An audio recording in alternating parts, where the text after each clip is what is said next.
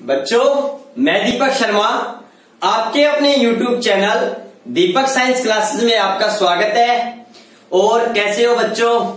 आशा करता हूं कि आप सभी अच्छे होंगे, कुशल मंगल होंगे, स्वस्थ होंगे और अपनी पढ़ाई लगातार कर रहे होंगे। बच्चों, इससे पहले वाले वीडियो लेक्चर में हमने परमाणु के जे थॉमसन के मॉडल के बारे में पढ़ा था। और बच्चों, आज हम इस वीडियो लेक्चर में हम बात करेंगे रदरफोर्ड के परमाणु मॉडल के बारे में, जो हमारे एग्जाम की दृष्टि से इंपोर्टेंट है। बच्चों, रदरफोर्ड मॉडल की कमियां हमारे एग्जाम में, इस कमियों पर, रदरफोर्ड मॉडल की कमियों पर हमारे एग्जाम में क्वेश्चन पूछ भी जा चुका है। ठीक है ना? तो ये बात भी हम याद रखेंगे।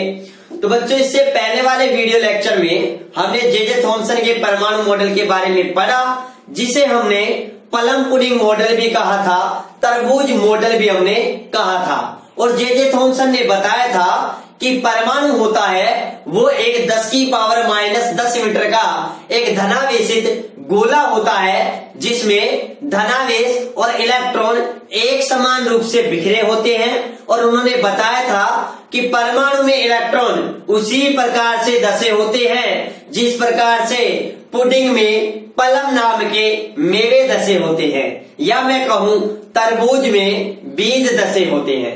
ठीक है बच्चों, ये सब बातें हमने इससे पहले वाले वीडियो लेक्चर में बातें की थी। अगर आपने इससे पहला वाला वीडियो लेक्चर नहीं देखा है तो मैं उसका डिस्क्रिप्शन में लिंक दे रखा हूं, पहले आप वो वीडियो जरूर देखें, उसके बाद में ये वीडियो कंटिन्यू लगातार देखें। ठीक है बच्चों, अगर आप हमारे चैनल पर पहली बार वीडियो देख रहे हैं, पहली बार अध्ययन कर रहे हैं, तो चैनल को सब्सक्राइब जरूर कर ले, बेल आइकन को दबाना बिल्कुल ना भूले, ताकि मैं जैसे ही वीडियो अपलोड करूं आपके पास तुरंत नोटिफिकेशन पहुंच जाए। ठीक है बच्चों, तो देखो, आज हम बात करने वाले हैं रदरफोर्ड के परमाणु मॉडल के बारे में। तो बच्चों, रदरफोर्ड ने अपना परमाणु मॉडल देने से पहले एक प्रयोग किया था, और बच्चों उस प्रयोग का नाम क्या था? अल्फा कण प्रकीर्णन प्रयोग। क्या था बच्चों? अल्फा कण प्रकीर्णन प्रयोग, जिसके बारे में हम पहले पढ़ेंगे। और बच्चों, इस अल्फा कण प्रकीर्णन प्रयोग के आधार पर ही रदरफोर्ड ने कुछ पॉइंट दिए थे, कुछ महत्वपूर्ण बिंदु दिए थे। और बच्चों, उन बिंदुओं को ही क्या कहा जाता है? रदरफोर्ड का परमाणु मॉडल। या मैं कहूं, यह प्रयोग करने के बाद में बच्चों जो निष्कर्ष निकले थे, उन निष्कर्षों को ही हम क्या कहते हैं? रदरफोर्ड का परमाणु मॉडल कहते हैं। ठीक है बच्चों, तो पहले हम जानेंगे इस प्रयोग में क्या होता है, कैसे रदरफोर्ड ने किया। और बच्चों, यह वही प्रयोग है जिसकी सहायता से रदरफोर्ड ने नाभिक की खोज की थी। किसकी खोज की थी? नाभिक की खोज की थी। तो चलिए शुरुआत करते हैं, हम बात करते हैं रदरफोर्ड के अल्फा कण प्रकीर्णन प्रयोग के बारे में। तो बच्चों, रदरफोर्ड और उनके कुछ सहयोगी वैज्ञानिक थे, या उनके कुछ सहयोगी चेले थे, और उन चेलों का नाम था अर्नेस्टेड एक तो था एच गाइगर, और दूसरे का नाम था अर्नेस्टेड मोर्टन। ठीक है बच्चों, उनको दिशा निर्देश देकर के उनके माध्यम से रदरफोर्ड ने यह प्रयोग पूरा किया था। मतलब मैं ये बात कहूं कि यह प्रयोग, या फिर मैं कहूं रदरफोर्ड के सुझाव पर, रदरफोर्ड के सुझाव पर एच गाइगर व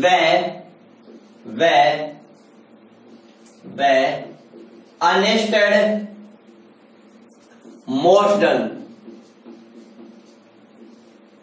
मोर्टन ने यह प्रयोग किया। मतलब सबसे इंपॉर्टेंट बात, अगर मैं एक बात बताऊं आपको, देखो बच्चों, क्या होता है, वैज्ञानिक होते हैं वो बहुत ही होते हैं, महारथी होते हैं, ये मान के चलो बहुत माइंडेड खोपड़ी होती है उनकी। ठीक है, और वो क्या करते हैं कि वो प्रयोग साथ साथ करते हैं, लेकिन जब बाद में रिजल्ट की बात आती है ना, तो एक दूसरे का श्रेय लेने के लिए वो क्या हो जाते हैं? जल्दी अलग भी हो जाते हैं, जल्दी एक दूसरे को किनारा भी कर जाते हैं। ठीक है, तो रदरफोर्ड के दो चेले थे, जिनमें एक का नाम क्या था बच्चों, एच गाइगर नाम था, और दूसरे का नाम क्या था, अर्नेस्ट मोल्टन। ठीक है, ये रदरफोर्ड के अंडर, या फिर मैं कहूं रदरफोर्ड के सानिध्य में ये पीएचडी कर रहे थे। इनके अध्ययन रदरफोर्ड के सानिध्य में अपनी पढ़ाई कर रहे थे। तो रदरफोर्ड ने इनके माध्यम से ये प्रयोग किया था, इनको बताया कि कैसे करना है हमें। ठीक है ना। तो वास्तव में इस प्रयोग के अंदर सबसे ज्यादा मेहनत तो एच गाइगर और अर्नेस्ट मोल्टन ने की थी, लेकिन इसका श्रेय किसको मिलता है, रदरफोर्ड को मिलता है, क्योंकि इन दोनों ने जो प्रयोग किया था वो किसके सानिध्य में किया था बच्चों, रदरफोर्ड के सानिध्य में किया था। तो सर्वे तो किसको जाएगा, रदरफोर्ड को ही जाएगा। ठीक है ना। लेकिन हमें यह भी जानना होगा कि वास्तविकता में इस प्रयोग में सबसे ज्यादा मेहनत इन्होंने ही की थी। ठीक है ना। तो हम इनको भुला नहीं सकते। ठीक है ना। तो देखो बच्चों, रदरफोर्ड के सुझाव पर एच गाइगर और अर्नेस्ट मोल्टन ने यह प्रयोग किया, और इस प्रयोग में क्या किया, इस प्रयोग में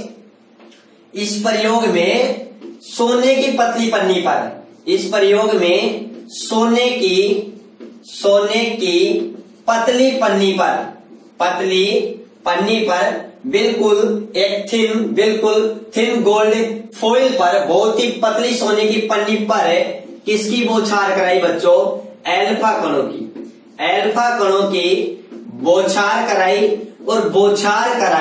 और बौछार कराने के बाद में जो इससे जो रिजल्ट प्राप्त हुए बच्चों, रिजल्ट के आधार पर रदरफोर्ड ने एक मॉडल दिया जिसे हम रदरफोर्ड का परमाणु मॉडल कहते हैं।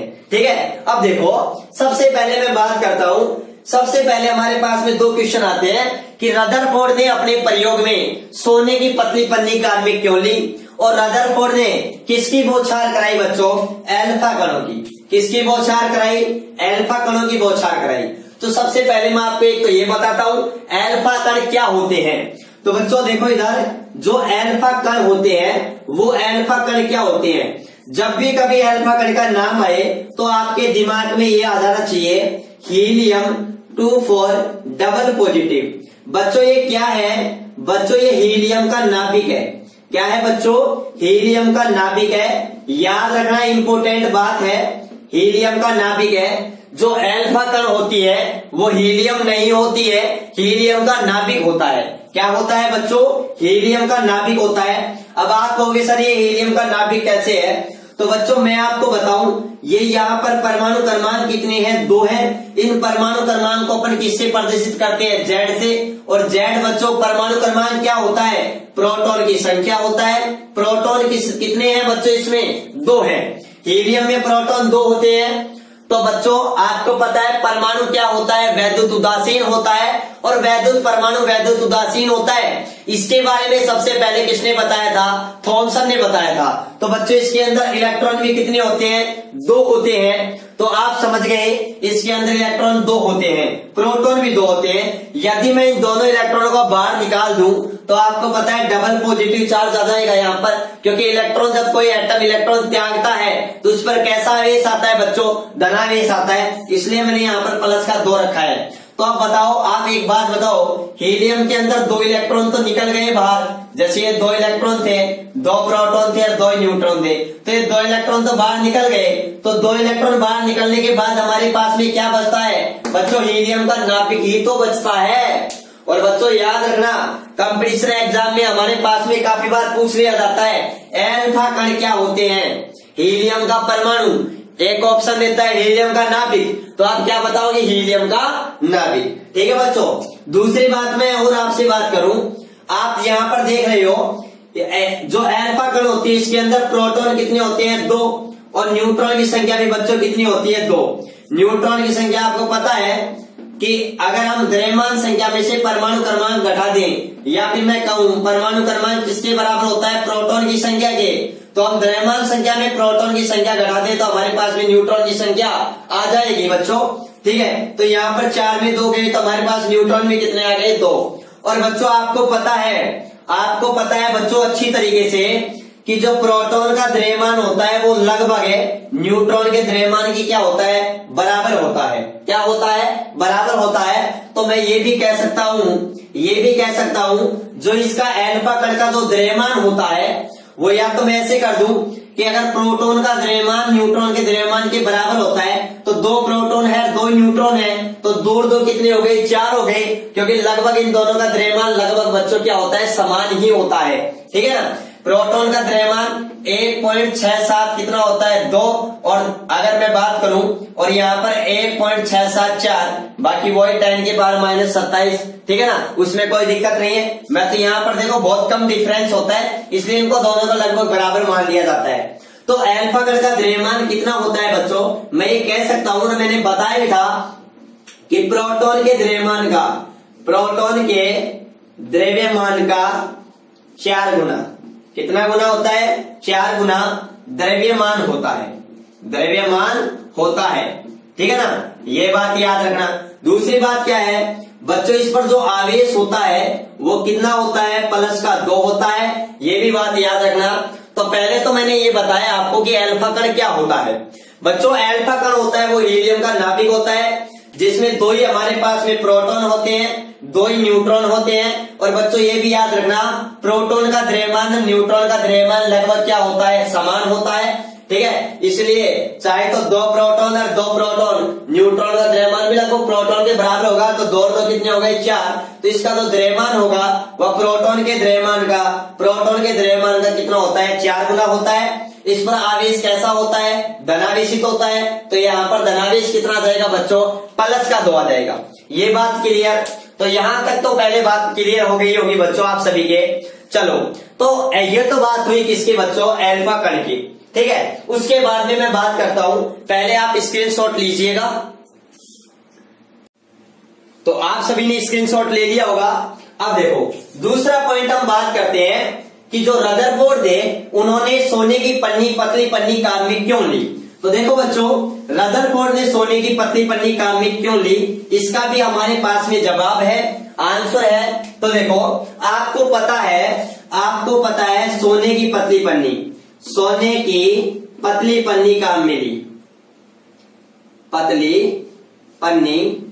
काम में ली, क्यों काम में ली, क्योंकि आपको पता है क्यों काम में ली, क्योंकि आपको पता है इसका पहला कारण तो क्या है कि सोने का नाभिक बहुत भारी होता है, एक बात तो ये काम में ली, सोने का नाभिक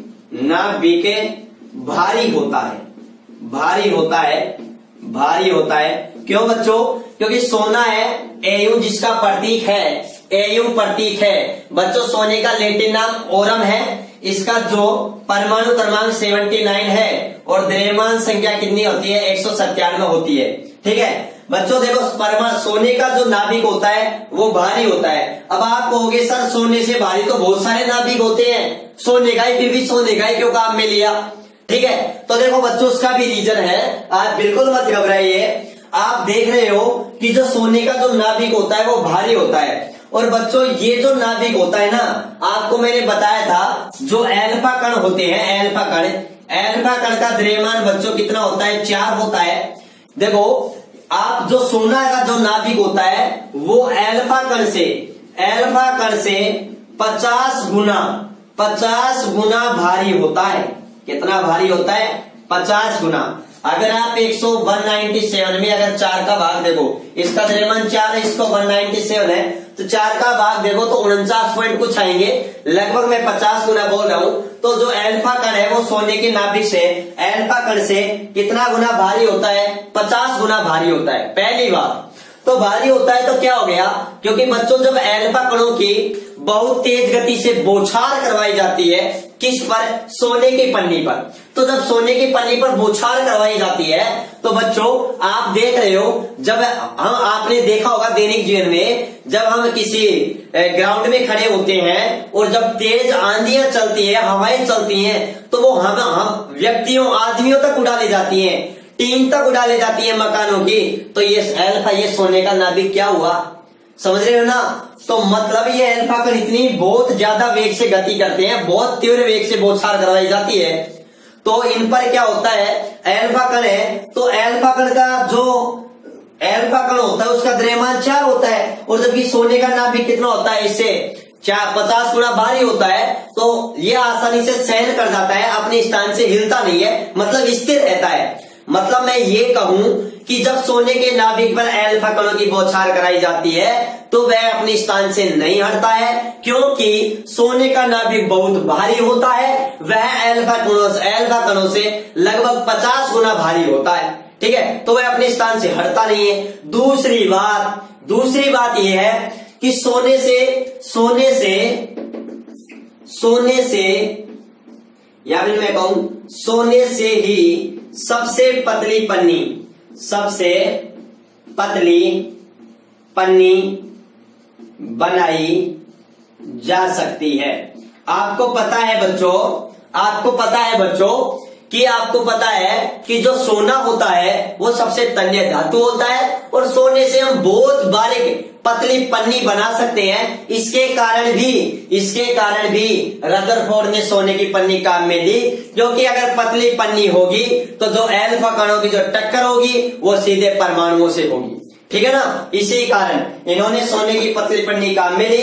और बच्चों इस जो पतली पन्नी थी इसकी मोटाई कितनी थी, थोड़ा ये भी याद रखना, इसकी मोटाई बच्चों कितनी काम में ली, लगभग 10⁻⁷ मीटर। बच्चों ये बात याद रखना, रदरफोर्ड ने अपने अल्फा कण परिकीर्णन प्रयोग में सोने की पन्नी काम में क्यों ली, क्योंकि सोने का एक तो नाभिक भारी होता है जो अल्फा कणों से लगभग 50 गुना भारी होता है, जो अल्फा कणों की बौछार कराने पर भी अपने स्थान से हिलता नहीं है, स्थिर रहता है। दूसरी बात, सोने से हम बहुत अत्यंत पतली पन्नी बना सकते हैं, और पतली पन्नी बनाने के कारण जब अल्फा कण की बौछार कराई जाती है तो सोने के परमाणुओं से सीधे टक्कर होती है। ठीक है ना, इसलिए इन्होंने सोने की पन्नी काम में ली। और बच्चों रदरफोर्ड ने अपने प्रयोग में जिस सोने की पन्नी को काम में लिया था उस सोने की पन्नी की मोटाई लगभग कितनी थी बच्चों, लगभग 10⁻⁷ मीटर। ठीक है ना, ये बात याद रखना, ये सोने की पतली पन्नी की क्या थी बच्चों, मोटाई थी। ठीक है, यहां तक ये बात क्लियर। अब बच्चों दूसरी बातें क्या है, आप देखो रदरफोर्ड ने जो अल्फा कण परिकीर्णन प्रयोग किया था, बच्चों उस प्रयोग की प्रायोगिक व्यवस्था आप देख रहे हो, बिल्कुल कैसा प्रायोगिक व्यवस्था थी। तो बच्चों रदरफोर्ड के पास में एक अल्फा कण स्रोत था, और बच्चों ये अल्फा कण स्रोत कोई रेडियो एक्टिव पदार्थ था। क्या था बच्चों, रेडियो एक्टिव पदार्थ। ये या तो हमारे पास में यूरेनियम हो सकता है, यूरेनियम ले सकते हैं, या पोलोनियम ले सकते हैं, या हम बिस्मिथ ले सकते हैं, या हम और भी रेडियो एक्टिव पदार्थ ले सकते हैं। सबसे इंपॉर्टेंट बात है, रदरफोर्ड ने जो अल्फा कण स्रोत काम में लिया था बच्चों, वो क्या लिया था, रेडियो एक्टिव पदार्थ काम में लिया था। और बच्चों आपकी बुक में तो क्लियर नहीं कर रखा, लेकिन एनसीईआरटी की अगर मैं आपको बात बताऊं तो इन एनसीईआरटी के अंदर रदरफोर्ड ने कौन सा काम में लिया था बच्चों, बिस्मिथ काम में लिया था। कौन सा काम में लिया था, बिस्मिथ। जरूरी नहीं है, हम यूरेनियम भी काम में ले सकते हैं, पोलोनियम भी काम में ले सकते हैं, बिस्मिथ भी काम में ले सकते हैं, क्योंकि हमें तो किसकी जरूरत है, हम तो अल्फा कण स्रोत, ये भी अल्फा कण का क्या करेगा, उत्सर्जन करेगा।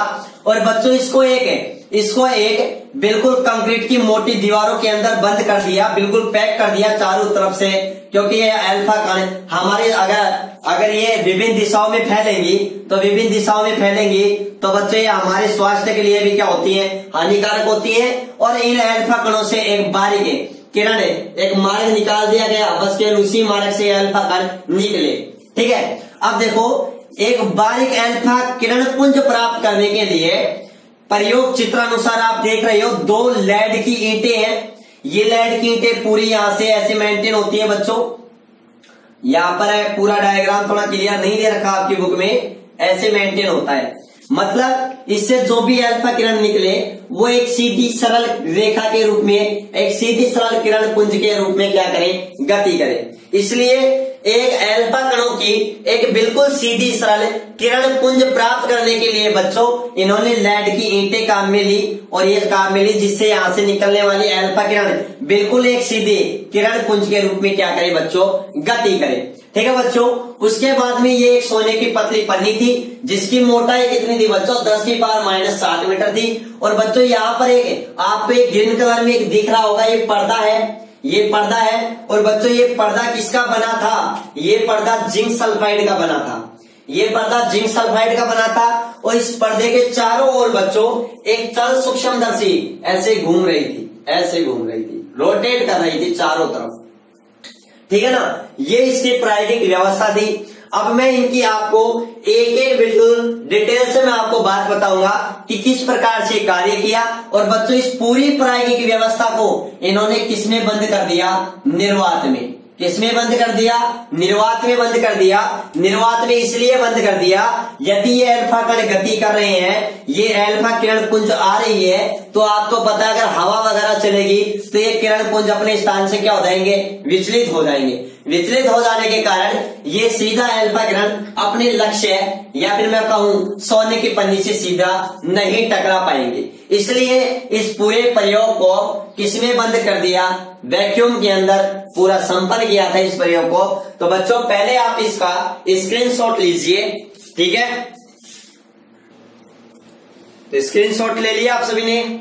चलो अब हम बात करते हैं कि रदरफोर्ड ने अपना जो ये प्रयोग किया तो वो बच्चों किस प्रकार से संपन्न किया। तो देखो ये मैंने आपको प्रयोग की प्रायोगिक व्यवस्था मैंने आप सभी को बता दी कि प्रयोग की प्रायोगिक व्यवस्था कैसी थी, ठीक है। ये पूरा प्रयोग निर्वात के अंदर वैक्यूम के अंदर क्या किया गया बच्चों, संपन्न किया गया, ताकि अल्फा कणों की किसी अन्य कणों के साथ टक्कर नहीं हो पाए और वो सीधे सोने की पन्नी से जाके टकराए, ठीक है बच्चों। अब देखो क्या होता है, रदरफोर्ड ने बच्चों जैसे ही अल्फा कणों की बौछार इस सोने की पन्नी पर कराई तो बच्चों अधिकांश जो अल्फा कण थे बच्चों वो सोने की पन्नी के क्या गुजर गए बच्चों, आर पार गुजर गए। क्या गुजर गए बच्चों, आर पार गुजर गए, ऐसे आर पार गुजर गए। मैं कहूं आपसे ऐसे आर पार गुजर गए, आर पार ऐसे आर पार गुजर गए। और जैसे ही अब कैसे पता लगा कि आर पार गुजर गए, क्योंकि बच्चों ये जो पर्दा है ना, ये ग्रीन कलर का आपको दिख रहा है, ये इस पर जिंक सल्फाइड का पर्दा, इसको मैंने जिंक सल्फाइड का पर्दा क्यों बोला बच्चों, ये वास्तविक में जिंक सल्फाइड का पर्दा नहीं है, इस पर जिंक सल्फाइड का तो लेप किया गया है। इस पर्दे पर जिंक सल्फाइड का क्या किया गया है, लेप किया गया है, ताकि जैसे ही अल्फा कण इस पर्दे से टकराए तो बच्चों यहाँ पर चमक उत्पन्न हो, परस्फुरण उत्पन्न हो, ये चमक ऐसे चमक उत्पन्न हो, ठीक है। और जैसे ही ये चमक उत्पन्न हो तो हमें पता चल जाए कि ये अल्फा कण है, ये सोने की पन्नी से आर पार गुजर करके ये पर्दे से भी टकरा गए हैं, ठीक है ना बच्चों। आपको ये सर ये चमक कैसी उत्पन्न होगी, तो बच्चों आपने देखा होगा जब हमारे घर में टेलीविजन को आपने इस प्रारंभ में जब जैसे ही आपने ऑन किया होगा तो उस टेलीविजन पर जैसी झिरियां उत्पन्न होती है ना शुरू में स्टार्टिंग में, वैसे ही झिरियां यहाँ पर उत्पन्न होती है, वैसे ही चमक उत्पन्न होती है। वो किसके कारण होती है, जिंक सल्फाइड के कारण। ये इसीलिए लगाया गया था बच्चों। और बच्चों इन अल्फा कणों की संख्या को, ये यहाँ पर एक चल सूक्ष्मदर्शी है, ये चल सूक्ष्मदर्शी इन परस्फुरण की चमक के आधार पर ये घूमती रहती है, ऐसे रोटेट करती रहती है पूरे में, और ये इनकी संख्या को क्या कर लेती है, काउंट कर लेती है, गिन लेती है कि कितने अल्फा कण यहाँ से गए हैं और कितने अल्फा कण यहाँ पर कितने अल्फा कण टकराए हैं। तो बच्चों क्या निकाला, यहाँ पर सबसे पहला पॉइंट क्या आता है कि अधिकांश या मैं कहूं अधिकांश अल्फा कण सोने की पन्नी से बिना परिकीर्णित हुए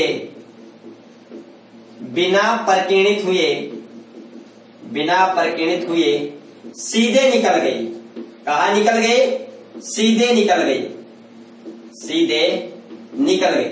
तो बच्चों अधिकांश जो अल्फा कण थे वो सोने की पन्नी से सीधे निकल गए और बहुत कुछ कम अल्फा कण थे जो सोने की पन्नी से अलग अलग कोण पर या फिर मैं कहूं 90 डिग्री के कोण पर या उससे ज्यादा डिग्री के कोण पर क्या हुए, टकराए, ठीक है, किससे, या फिर मैं कहूं परिकीर्णित हो गए, मैं ये भी कह सकता हूं इस प्रकार से, ठीक है ना।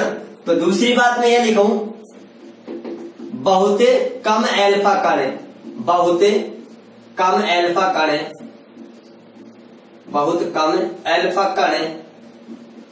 सोने की सोने की पन्नी से बहुत कम कोण पर परिकीर्णित हुए। बच्चों में डिटेल से बताऊंगा यहाँ परिकीर्णन क्यों हो रहा है। और बच्चों तीसरा पॉइंट निकल करके आता है, रदरफोर्ड ने देखा कि लगभग 8000 एल्फा कणों में से कितने, लगभग 8000 एल्फा कणों में से। अब बच्चों कैसे पता लगा कि 8000 एल्फा कण थे? बच्चों ये चल सूक्ष्मदर्शी के माध्यम से इनको काउंट किया जाता है, ठीक है ना। लगभग 8000 एल्फा कणों में से एक एल्फा कण सोने की पन्नी से टकरा कर 180 डिग्री के कोण पर परिकीर्णित हुआ। बच्चों बहुत मजेदार बात है, एक एल्फा कण, इनमें से एक एल्फा कण सीधा गया और टकरा करके वापिस है। बच्चों 180 डिग्री का कोण, 180 डिग्री के कोण पर से टकरा करके वापिस रदरफोर्ड की तरफ, या फिर मैं कहूं एल्फा कण स्रोत की तरफ वापिस से आ गया। रदरफोर्ड यह देख करके अचंभे में रह गए, विश्वास नहीं हुआ रदरफोर्ड को कि ये क्या हो गया। रदरफोर्ड ने उस टाइम में अपने शब्दों में ये कहा कि मुझे ऐसा विश्वास नहीं हो रहा कि एक 15 इंच तोप का गोला एक टिश्यू पेपर से भी टकरा करके वापस ही लौट सकता है क्या। अरे सोने की पन्नी की तुलना टिश्यू पेपर से कर दी रदरफोर्ड ने, ठीक है ना। और ये एल्फा कण जो बहुत तीव्र वेग से गति कर रहे थे, तोप का गोला, और वो भी टकरा करके सोने की पन्नी से वापस मेरी तरफ लौट रहा है। रदरफोर्ड ने कभी सोचा तक नहीं ऐसा भी होगा क्या। क्योंकि जब रदरफोर्ड ने ये प्रयोग करने से पहले थॉमसन को पूछा था, अरे भाई अगर इस पर एल्फा कणों की बौछार कराएं तो क्या होगा, तो थॉमसन ने तो कहा, रदरफोर्ड को कहा कि एल्फा किरणें आर पार गुजर जाएंगी, ठीक है ना। किसने कहा? थॉमसन ने। जबकि आपको ये देख रहे हो कि जो एल्फा कण, अधिकांश एल्फा कण सोने की पन्नी से आर पार गुजर गए, लेकिन कुछ एल्फा कण बहुत कम कोण पर भी क्या हुए, परिकीर्णित हुए। लेकिन 8000 एल्फा कणों में से बच्चों एक एल्फा कण सोने की पन्नी पर कितने डिग्री के कोण से क्या हो गया, परिकीर्णित हो गया, 180 डिग्री के कोण से परिकीर्णित हो गया। यह देखकर रदरफोर्ड को विश्वास नहीं हो रहा था कि क्या हो गया, ऐसा भी हो सकता है क्या। देखो बच्चों, अगर बात की जाए रदरफोर्ड की, तो रदरफोर्ड ने क्या बताया कि एल्फा कण का परिकीर्णन क्यों हो रहा था। अब हम ये जानेंगे कि परिकीर्णन क्यों हो रहा था सोने की पन्नी से। तो देखो बच्चों, जब एल्फा कण, आपको पता है एल्फा कण, मैंने आपको स्टार्टिंग में बताया था कि एल्फा कण क्या होती है। एल्फा कण हीलियम का नाभिक होता है, या मैं कहूं एल्फा कण हीलियम का द्विविध आवेशित। मेन पॉइंट है कि एल्फा कण पर आवेश कैसा होता है बच्चों, पॉजिटिव होता है। तो आपको पता है एल्फा कण पर पॉजिटिव आवेश है, और थॉमसन ने यह बताया था कि जो धनावेश होता है वह परमाणु के अंदर एक समान रूप से क्या रहता है, वितरित रहता है। क्या रहता है? वितरित रहता है। तो आपको पता है कि जैसे जैसे पॉजिटिव चार्ज के पास में एल्फा कण जाएंगे, एल्फा कण भी पॉजिटिव चार्ज है, तो समान आवेश होने पर बच्चों क्या होता है, प्रतिकर्षण होता है। क्या होता है? प्रतिकर्षण होता है। तो देखो इसी एक्सपेरिमेंट को मैं आपको नीचे झूम करके दिखाता हूं एक तरीके से, ठीक है। देखो ये मेरे पास में कोई एल्फा किरणें आ रही हैं, और ये एल्फा किरणें जैसे ये मेरे पास में कोई सोने की पन्नी है, उसका ये एटम है। तो जो एल्फा किरणें आ रही हैं, वो अधिकांश एल्फा किरणें सोने के पन्नी के आर पार गुजर गए। और बच्चों कुछ एल्फा किरणें होती है जो बिल्कुल सेंटर में आ रही हैं। वो जैसे जैसे बीच में सेंटर के पास आएंगी, वैसे वैसे अल्फा किरणों का क्या होगा बच्चों, क्या होगा, प्रकीर्णन अधिक होगा। वो अधिक कोण पर क्या होंगे, प्रकीर्णित होंगी। और जो किरणें दूर होंगी, सेंटर से दूर होंगी अल्फा किरणें, वो नाभिक से सीधे आर पार गुजर जाएंगी। देखो ऐसा क्यों होता है। रदरफोर्ड ने कहा कि अगर इन अल्फा किरणों का प्रकीर्णन होता है तो उसके लिए यह आवश्यक होता है कि ये किससे प्रकीर्णित हो रही हैं, किससे प्रतिकर्षित हो रही हैं, कोई ना कोई अंदर धनावेश है। और आप देख रहे हो अधिकांश किरणें हैं ये सोने के पन्नी के क्या गुजर गई, आर पार गुजर गई। तो रदरफोर्ड ने कहा कि अधिकांश अल्फा कण सोने के पन्नी के आर पार गुजर गई, इसलिए परमाणु का अधिकांश भाग क्या होता है, खोखला होता है। क्या होता है, खोखला। तो बच्चों यहां से हम क्लियर है, थॉमसन ने क्या बताया था बच्चों कि जो धनावेश होता है वो परमाणु के अंदर एक समान रूप से वितरित होता है, जबकि हम यहाँ पर देख रहे हैं कि परमाणु का अधिकांश भाग तो क्या है, खोखला है। क्यों है, क्योंकि अधिकांश अल्फा कण सोने की पन्नी के आर पार गुजर गई। ठीक है, कुछ अल्फा कण थे वे बहुत कम कोण पर क्या हो गए, प्रकीर्णित हो गए। क्या हो गए, प्रकीर्णित हो गए। और लगभग बच्चों 8000 अल्फा कण में से एक अल्फा कण बिल्कुल सीधी सरल रेखा में जाता है और टकरा करके वापस 180 डिग्री के कोण पर ही यहां से आकर के वापस लौट जाता है। तो रदरफोर्ड यह देखकर बहुत अचंभित हुए। इसका कारण उन्होंने क्या दिया, रदरफोर्ड ने कहा कि जो परमाणु यह तभी संभव है, रदरफोर्ड ने यह बताया कि यह तभी संभव है जब परमाणु का संपूर्ण धनावेश और साथ में संपूर्ण द्रव्यमान एक छोटे से भाग में केंद्र में केंद्रित हो, तभी यह संभव होता है। और बच्चों वास्तव में क्या होता है, जो परमाणु का जो धनावेश होता है वो पूरे में एक समान वितरित नहीं होता है, बल्कि एक छोटे से भाग में क्या होता है, केंद्रित होता है। और बच्चों छोटे से भाग को अपन क्या कहते हैं, नाभिक कहते हैं। और बच्चों नाभिक की खोज रदरफोर्ड ने इस अल्फा कण प्रयोग से की थी। ठीक है ना। तो देखो जो अल्फा कण इस नाभिक के पास से गुजर रहे हैं वो क्या हो रहे हैं बच्चों, उनका प्रकीर्णन अधिक हो रहा है। जैसे देख लो अधिक कोण पर प्रकीर्णित हो रहे हैं। और जो कण नाभिक से दूर जा रहे हैं बच्चों, वो क्या हो रहे हैं, वो बच्चों क्या हो रहे हैं, आर पार गुजर रहे हैं। क्या गुजर रहे हैं, आर पार गुजर रहे हैं। क्यों, क्योंकि आपको पता है अल्फा कण है, यहाँ पर जो अल्फा कण है वो हीलियम का द्विधन आवेशित है। इन पर पॉजिटिव चार्ज, इस पर पॉजिटिव चार्ज है। जैसे जैसे पॉजिटिव चार्ज पास आएगा बच्चों वो क्या होगा, प्रतिकर्षण होगा। क्या होगा, प्रतिकर्षण होगा। तो ये बात क्लियर। जो अल्फा किरणें नाभिक के जितनी पास से जाएंगे उसका प्रतिकर्षण उतना ही ज्यादा होगा, उतना ही क्या होगा बच्चों, ज्यादा होगा। ये बात याद रखना। यदि मैं यहाँ पर एक सीधी सरल रेखा खींचूं, सीधी सरल रेखा, या फिर मैं कहूं ये सीधी सरल रेखा है, तो ये प्रकीर्णन कोण है, ये प्रकीर्णन कोण है सीधी सरल रेखा से। ठीक है बच्चों, ये भी थोड़ा याद रखना। तो यहां से एक बात क्लियर हुई। मैं वापस से एक मिनट रिपीट कर रहा हूं कि अधिकांश अल्फा कण सोने की पन्नी के आर पार निकल गए। इससे रदरफोर्ड ने क्या निष्कर्ष निकाला कि परमाणु का अधिकांश भाग क्या है, खोखला है।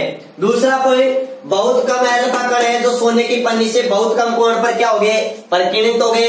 बिल्कुल राइट बात है। वही अल्फा कणों का प्रकीर्णन अधिक हुआ जो परमाणु के सेंटर से गुजरता है।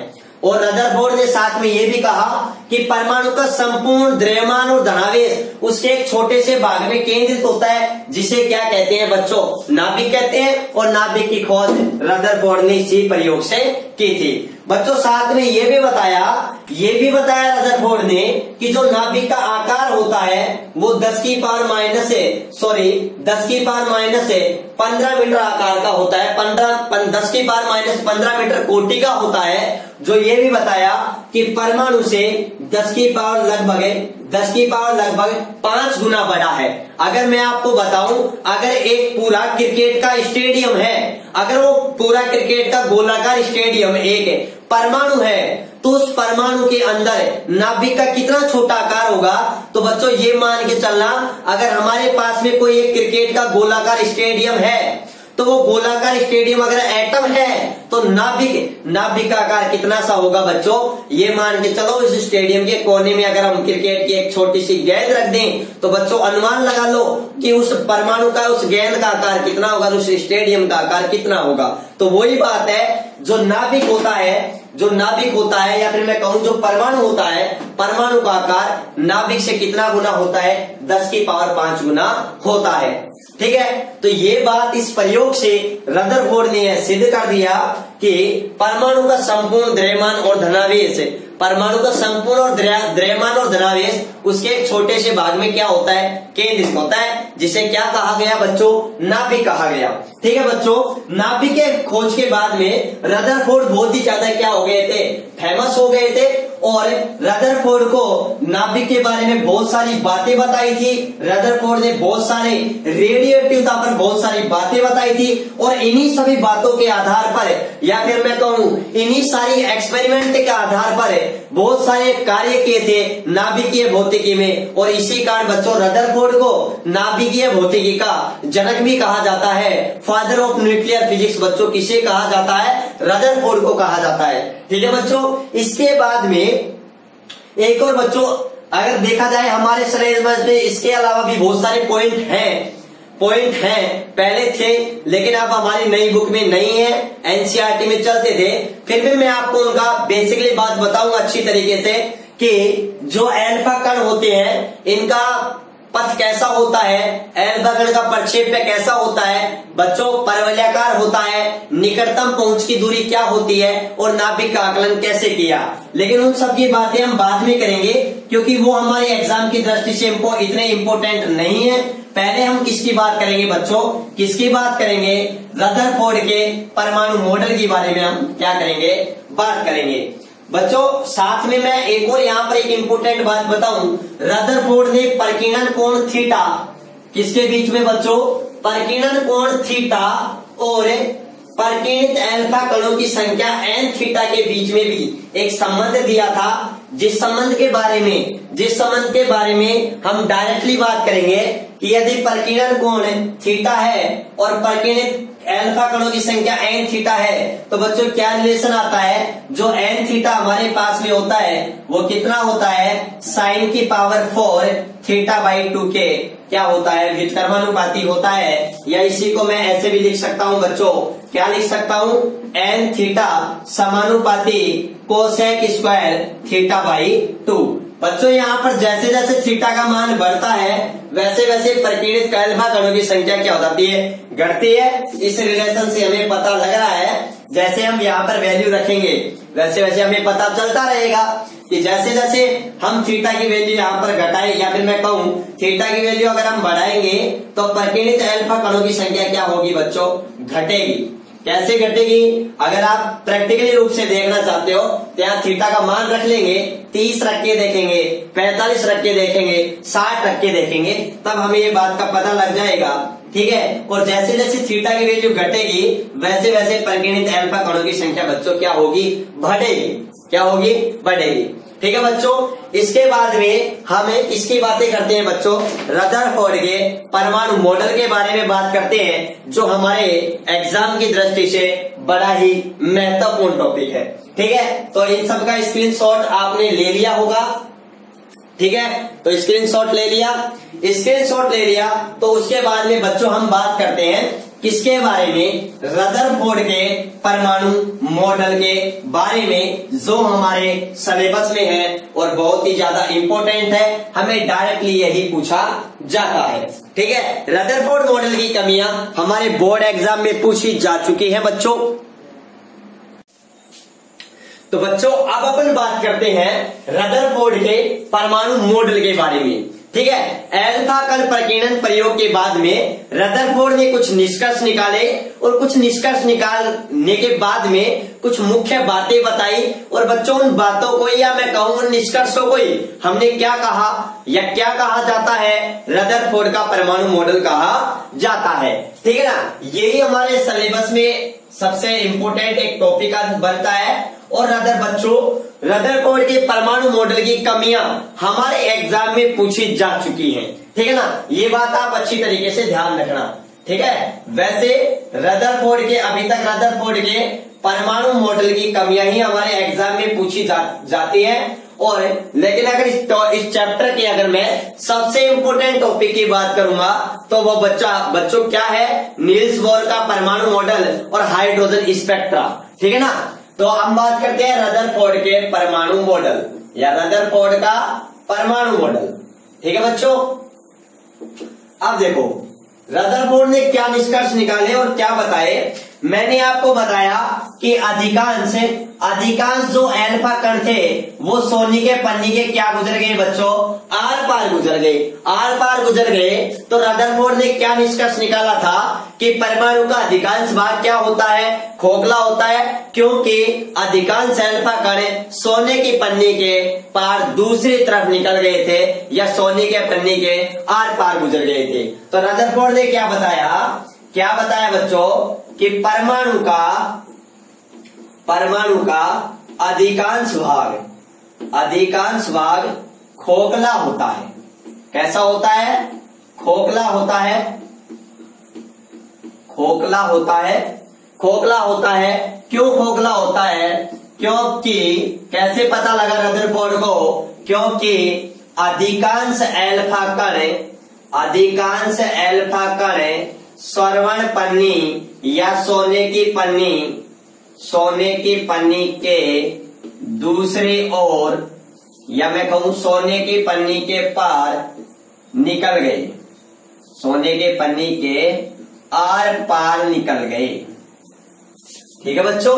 इसलिए निष्कर्ष निकाला था रदरफोर्ड ने कि परमाणु का अधिकांश जो भाग होता है वो खोखला होता है, क्योंकि अधिकांश अल्फा कण श्रवण पन्नी के आर पार निकल गए। ठीक है। दूसरा पॉइंट आता है, रदरफोर्ड ने क्या कहा कि जो परमाणु का संपूर्ण धनावेश और द्रव्यमान होता है वह उसके केंद्र में एक बहुत छोटे भाग लगभग 10 की पावर -15 मीटर में क्या होता है बच्चों, केंद्रित होता है, और जिसे क्या कहा गया बच्चों, नाभिक कहा गया। क्या कहा गया, नाभिक कहा गया। तो रदरफोर्ड ने क्या कहा, रदरफोर्ड ने कहा कि परमाणु का संपूर्ण धनावेश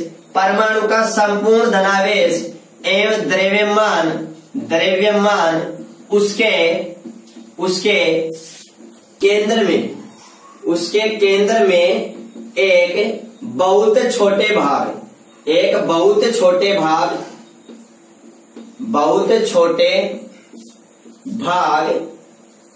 बहुत छोटे पार्ट या भाग लगभग जिसका आकार 10 की पावर -15 मीटर है, या फिर मैं कहूं फर्मी कोटि। कौन सी कोटि बच्चों, फर्मी कोटि का 10 की पावर -15 मीटर, 10 की पावर -15 मीटर में केंद्रित होता है। क्या होता है, केंद्रित होता है, जिसे नाभिक कहते हैं। क्या कहते हैं बच्चों, नाभिक कहते हैं।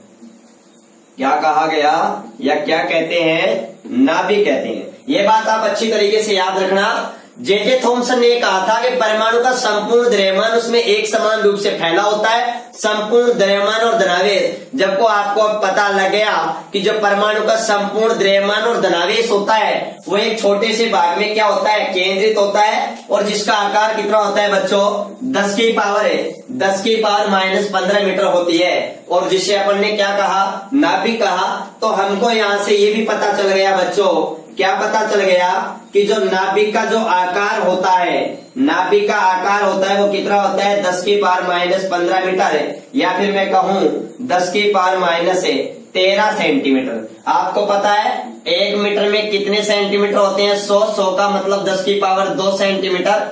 ठीक है। तो इसको मीटर की जगह 1 मीटर मैं इस यहाँ पर 100 से गुणा करूंगा, मतलब 10 की पावर 2 प्लस की है -15 है, तो -13 बच जाएंगे हमारे पास में। ठीक है ना। साथ में रदरफोर्ड ने यह भी बताया कि ये परमाणु का जो धनावेश होता है, परमाणु के नाभिक के ऊपर जितना धनावेश होता है परमाणु के अंदर उतना ही ऋणावेश की मात्रा होती है, अर्थात परमाणु वैद्युत रूप से क्या होता है, उदासीन होता है। तो जे थॉमसन की इस बात को स्वीकार किया रदरफोर्ड ने कि जे थॉमसन ने ये बात तो बिल्कुल सही बताई है कि परमाणु वैद्युत रूप से क्या होता है, उदासीन होता है। ये बात क्लियर क्लियर, ठीक है बच्चों। नेक्स्ट अगर मैं पॉइंट की बात करूं, नेक्स्ट अगर मैं बिंदु की बात करूं, तो रदरफोर्ड ने क्या बताया बच्चों, रदरफोर्ड ने कि जो इलेक्ट्रॉन होते हैं, क्या होते हैं, इलेक्ट्रॉन नाभिक के चारों ओर। जब रदरफोर्ड से पूछा गया कि भाई ये बता कि तू ये बता कि इलेक्ट्रॉन कहाँ होते हैं, तो रदरफोर्ड ने कहा इलेक्ट्रॉन नाभिक के चारों ओर, इलेक्ट्रॉन नाभिक के चारों ओर वर्ताकार कक्षाओं, या कहूं मैं या वर्ताकार पथों, ठीक है, वर्ताकार कक्षाओं में चक्कर लगाते हैं। क्या लगाते हैं, चक्कर लगाते हैं। ये बात किसने बताई थी बच्चों, रदरफोर्ड ने बताई थी कि चक्कर लगाते हैं। साथ में रदरफोर्ड ने यह भी बताया कि इन इलेक्ट्रॉनों को वर्ताकार पथ में गति करने के लिए जो आवश्यक अभिकेंद्रीय बल होता है वह कहां से मिलता है, नाभिक और इलेक्ट्रॉनों के बीच में लगने वाले आकर्षण बल से, या लगने वाले कूलामी आकर्षण बल से, जिसे अपन क्या कहते हैं बच्चों, स्थिर वैद्युत आकर्षण बल भी कहते हैं। ठीक है, तो ये भी याद रखना। तथा इलेक्ट्रॉनों को वर्ताकार पथ में चक्कर लगाने के लिए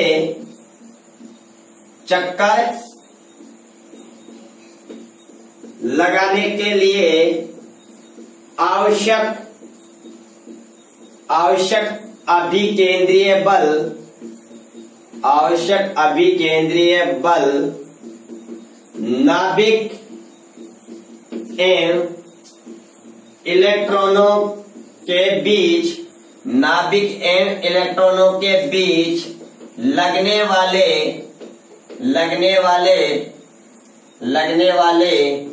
कूलामी आकर्षण बल, जिसे अपन क्या कहते हैं बच्चों, जिसे अपन कहते हैं स्थिर वैद्युत आकर्षण बल, जिसके बारे में आपने यूनिट नंबर फर्स्ट में पढ़ा होगा, और नहीं भी पढ़ा तो कोई दिक्कत नहीं, मैं जल्दी ही उसके भी वीडियो अपलोड करने वाला हूं। ठीक है, अभी ऑफलाइन क्लास चल रही है, तो बीच लगने वाला कूलामी आकर्षण बल, तो मैं क्या बता रहा था कि जो इलेक्ट्रॉनों को वर्ताकार पथ में जो गति करने के लिए जो आवश्यक अभिकेंद्रीय बल है, वह नाभिक के इलेक्ट्रॉनों के बीच लगने वाले कूलामी आकर्षण बल द्वारा, या मैं कहूं कि नाभिक के इलेक्ट्रॉनों के बीच लगने वाला कूलामी आकर्षण बल क्या करता है, प्रदान करता है। ठीक है, प्रदान करता है बच्चों, ये बात याद रखना। ये मेरे पास वर्ताकार पथ है, यहाँ पर कोई इलेक्ट्रॉन क्या कर रहा है, गति कर रहा है। ये क्या है, नाभिक है, नाभिक पर कैसा चार्ज होता है, पॉजिटिव चार्ज।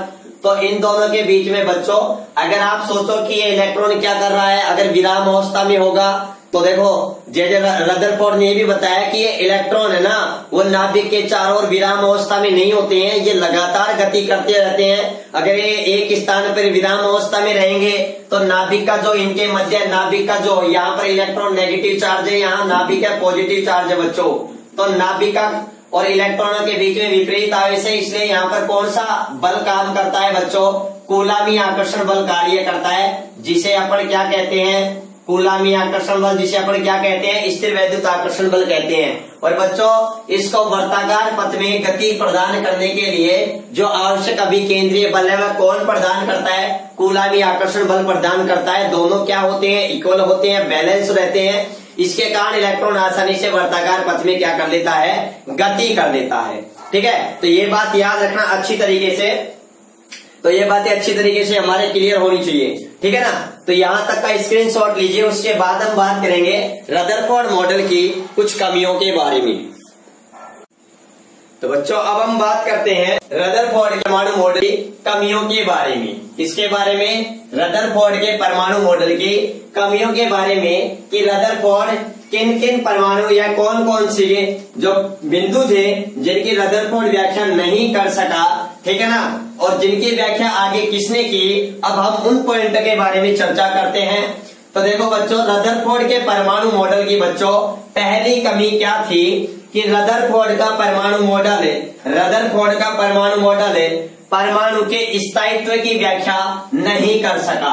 और ये बच्चों सबसे बड़ी कमी है किसकी? रदरफोर्ड के परमाणु मॉडल की। रदरफोर्ड ने ये बात तो बता दी कि इलेक्ट्रॉन होते हैं वे नाभिक के चारों ओर वर्ताकार कक्षाओं में क्या लगाते हैं बच्चों? चक्कर लगाते हैं। लेकिन बच्चों ये बात है ना, इस बात की रदरफोर्ड व्याख्या नहीं कर सका और ये रदरफोर्ड मॉडल की क्या हो गई बच्चों? सबसे बड़ी कमी हो गई। अब वो कैसे हो गई वो मैं आपको बच्चों समझाता हूं। रदरफोर्ड मॉडल की कमियां बच्चों, ये कमियां हमारे बोर्ड एग्जाम में पूछी जा चुकी है। 1 नंबर का क्वेश्चन आया था कि रदरफोर्ड मॉडल की कमियां लिखिए, ठीक है ना। तो हमने कोई भी 2 कमियां लिखनी थी वो हम लिख सकते थे, ठीक है ना। अब देखो रदरफोर्ड के परमाणु मॉडल की बच्चों क्या कमियां हैं। रदरफोर्ड का परमाणु मॉडल बच्चों, रदरफोर्ड का परमाणु मॉडल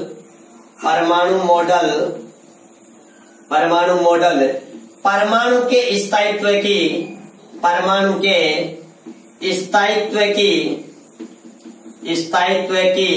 व्याख्या नहीं कर सका।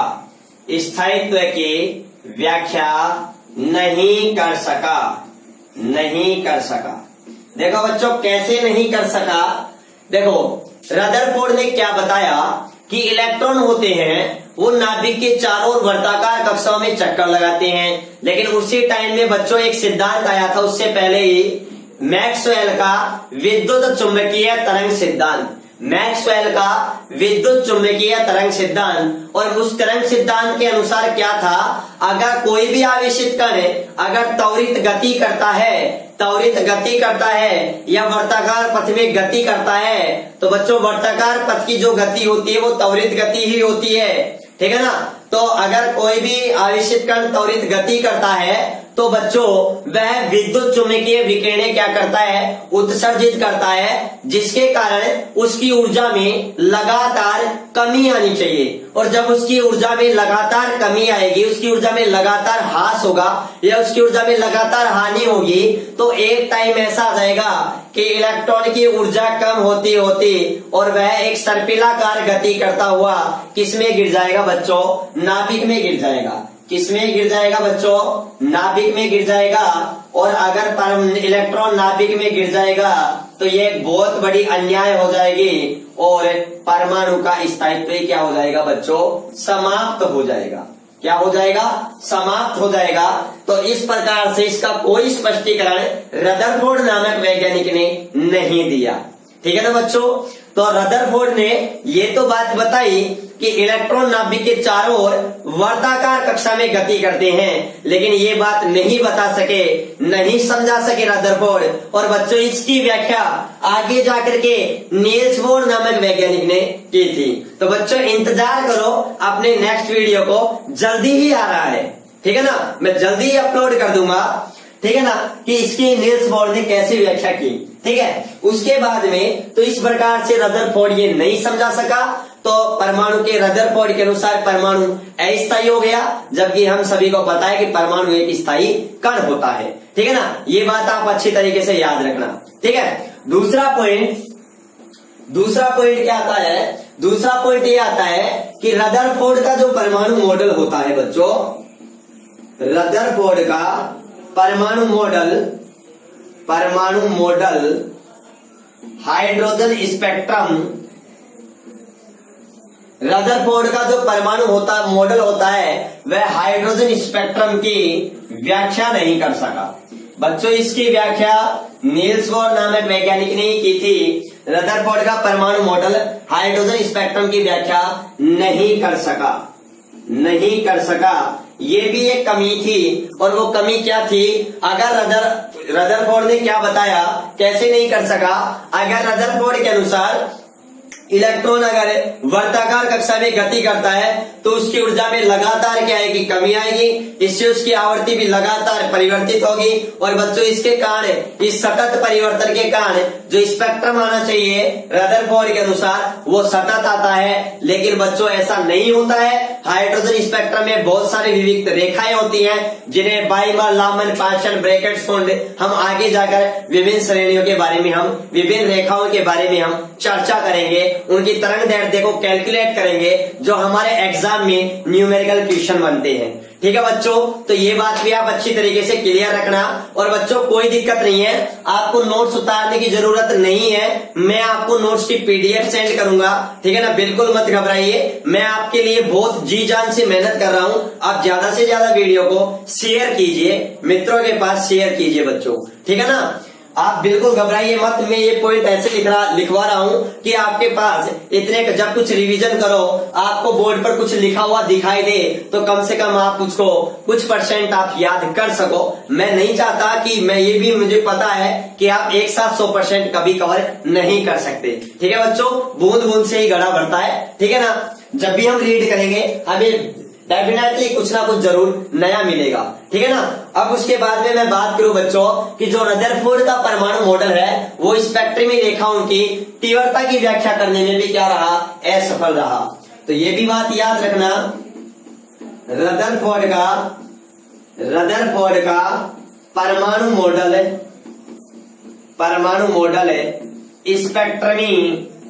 स्पेक्ट्रमी रेखाओं की तीव्रता की व्याख्या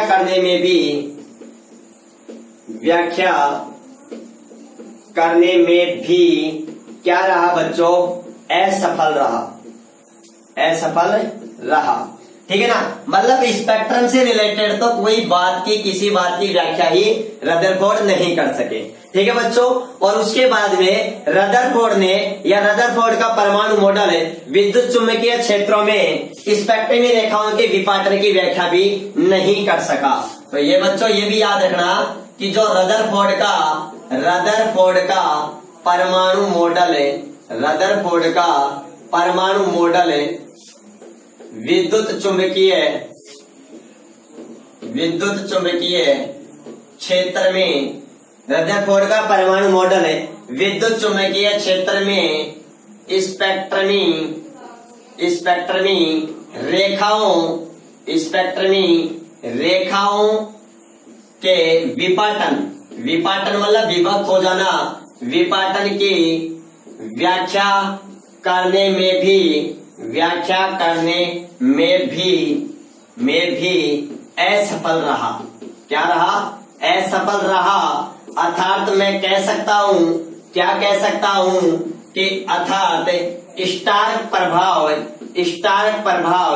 व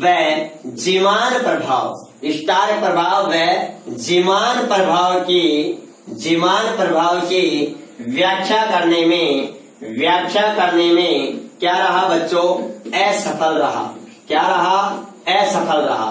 अब देखो असफल रहा, ध्यान से समझो। आप कहोगे कि सर ये स्पेक्ट्रमी रेखा जो बच्चों हाइड्रोजन परमाणु की जो स्पेक्ट्रमी रेखा आ रही थी वो विद्युत चुंबकीय क्षेत्रों में विभक्त हो रही थी। ठीक है ना, तो बच्चों याद रखना।